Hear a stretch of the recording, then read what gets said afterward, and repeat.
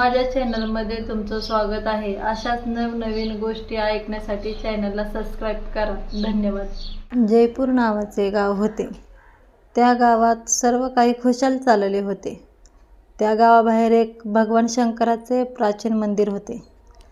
त्या मंदिरात दर्शन घेण्यासाठी खूप लांबून लोक येत असत।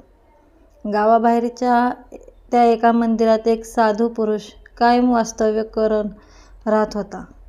त्याला कधी कोणी पूजा ध्यानधारणा करताना पाहिले नव्हते, पण दिवसभर तो गावातल्या कोणाला ना कोणाला मदत करत असे।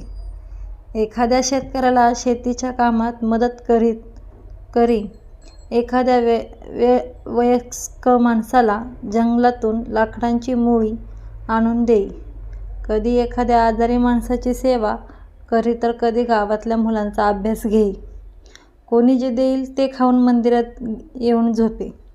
रोजच्या प्रमाणे बरीच कामे करून साधू मंदिरात येऊन झोपायची तयारी करीत होता।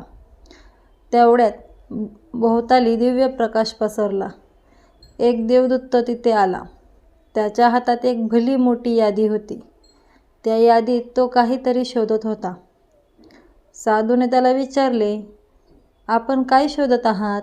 देवदूत म्हणाला, ही श्रेष्ठ भक्तांची यादी आहे, ज्यांनी आपले सारे जीवन परमेश्वराला समर्पित केले आहे। त्या यादीत तुझे नाव आहे का? हे मी शोधत होतो, पण ते कुठे दिसत नाही। साधू ते ऐकून हसला, शांतपणे झोपायला निघून गेला। दुसऱ्या दिवशी पुन्हा असाच प्रसंग घडला। यावेळी देवदूत एक वेगळी यादी घेऊन आला होता।